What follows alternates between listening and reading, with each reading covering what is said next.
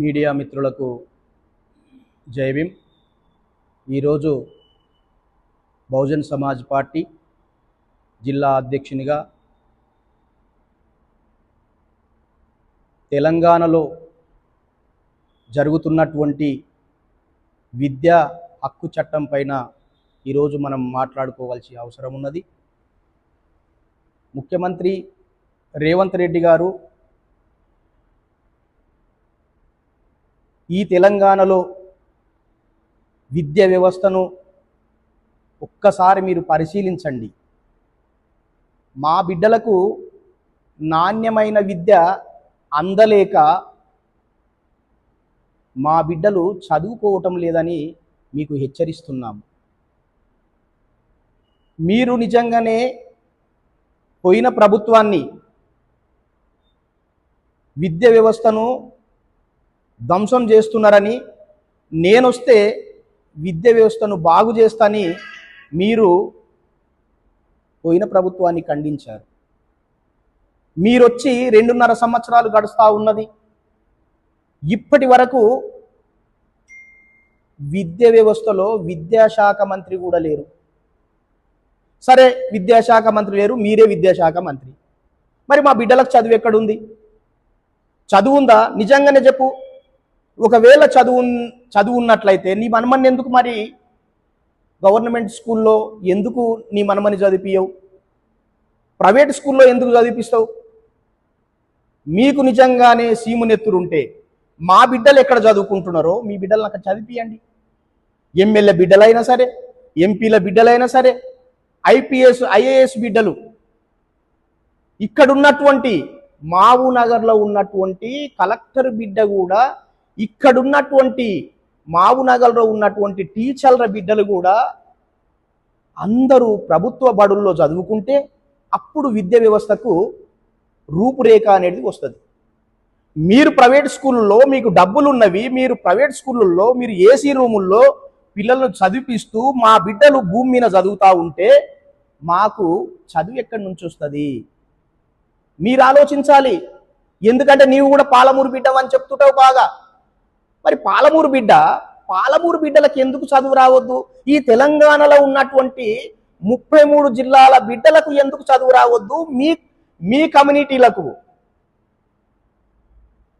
కమ్యూనిటీలకే చదువు వస్తుందా? చదువు రావాలనా? మా బిడ్డలకు చదువు వద్దా? దయచేసి ఆలోచిస్తున్నాం.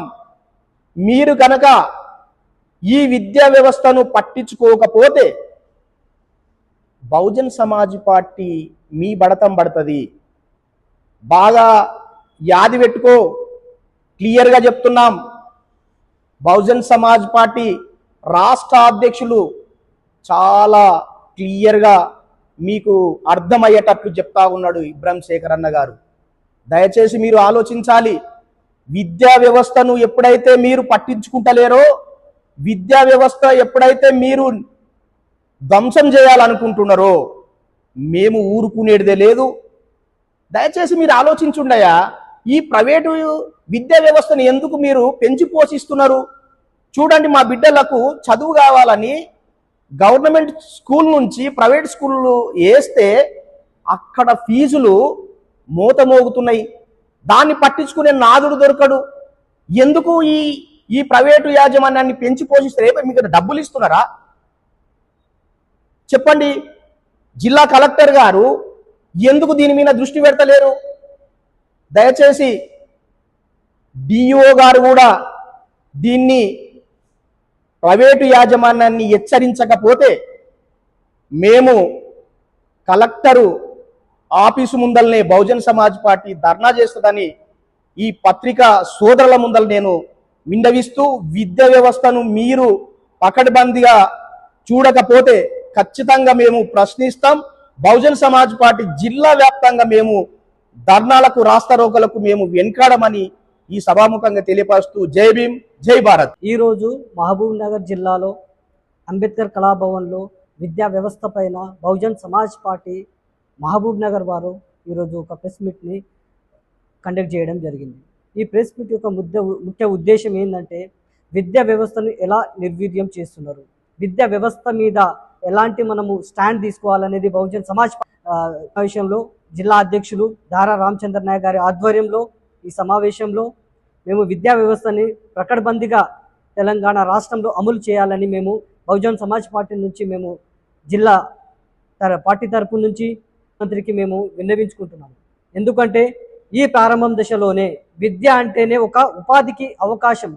ఒక ఇంట్లో ప్రతి ఒక్కరు ఇంట్లో ఒక్కరు చదువుకున్న కొన్ని తరాలను బాగు చేసే చరిత్ర ఒక విద్యా వ్యవస్థకు మాత్రమే ఉంటుంది. అలాంటి విద్య ప్రతి ఒక్కరికి చేరాలి, అలాంటి విద్య ప్రతి ఒక్కరికి అందుబాటులో ఉండాలనేది మేము బహుజన్ సమాజ్ పార్టీ నుంచి మేము తెలియజేస్తున్నాము. ఎందుకంటే తెలంగాణలో అనేక గవర్నమెంట్ స్కూల్స్లు చాలా చోట్ల మూతపడుతున్నట్టు మేము వింటున్నాము, జరుగుతున్నాయి. కొన్ని స్కూల్స్ ఉన్నాయి, ఆ స్కూల్స్లో కనీస సౌకర్యాలు లేకుండా ప్రభుత్వ బడులను మనం రన్ చేస్తున్నట్టు చూస్తున్నాం. బడ్జెట్ని కేటాయిస్తుంది. అదేవిధంగా ప్రైవేట్ స్కూళ్ళు ఉన్నాయి, గవర్నమెంట్ స్కూళ్ళు ఉంటాయి. మనం రెండింటిని పోలికలు చూస్తుంటే రెండు కూడా ఇక్కడ ప్రైవేట్లో విద్యార్థుల తల్లిదండ్రులు ఫీజులను పే చేస్తున్నారు. పే చేసుకుంటా వాళ్ళ యొక్క విద్యా వ్యవస్థను, ఆ విద్య యొక్క ప్రమాణికలను చేసుకుంటున్నారు. కానీ అదే ప్రైవేట్ స్కూల్లో ఎందుకు చేయలేకపోతున్నారు? గవర్నమెంట్ గొప్పలుగా చెప్పుకుంటూ ఇన్ని కోట్లు మేము విడుదల చేశాము స్కూల్స్కి, గవర్నమెంట్ స్కూల్స్కి, కాలేజీలకి ఇంత కోట్లలో బడ్జెట్ను మేము కేటాయించామని చెప్పుకుంటున్నారు. కానీ అది లేని కళాశాలలు, స్కూల్స్లు ఎన్నో ఉన్నాయి. మరి గొప్పలు చెప్పుకోవడం తప్ప అక్కడ చేతల్లో ఎక్కడ మనకు కనిపించడం లేదు. అలాంటి ఇదే సందర్భంలో ఇప్పుడు ఈ మంత్లోనే స్కూల్స్లు ప్రారంభం కాబోతున్నాయి. కనీస సౌకర్యాలను గవర్నమెంట్ మన తల్లిదండ్రులు కష్టాలు కూలీ చేయించుకుంటూ చదివిస్తుంటే అలాంటి ప్రణాళిక లేకపోవడం వల్ల ప్రభుత్వ స్కూల్లో చాలా వెనుకబడి ఉన్నారు. ఆ ప్రభుత్వ స్కూల్లో చాలా వరకు కూలీలు చేసే కొడుకులు మాత్రమే చదువుకుంటున్నారు. అలాంటి వ్యవస్థను మనము బలపరిచేందుకు తెలంగాణ గవర్నమెంట్ పకడ్బందీగా ప్రణాళిక రేవంత్ రెడ్డి ఈరోజు విద్యా మంత్రిని మనం కేటాయించలేకపోతున్నాము. ఆ ఒక మంత్రిని మనం కేటాయిస్తే, ఆ మంత్రిని అప్పగించేస్తే, ఆ విద్యా వ్యవస్థ పకడ్బందీగా తన ప్రణాళికను కానీ ఒక వ్యవస్థను బాగు చేస్తే అది చాలా వరకు మనకు ప్రభుత్వ స్కూళ్లకు చాలా మేలు జరుగుతుందని మేము కోరుకుంటున్నాం. ఇలాంటి సిచ్యువేషన్లో ప్రభుత్వ స్కూల్లో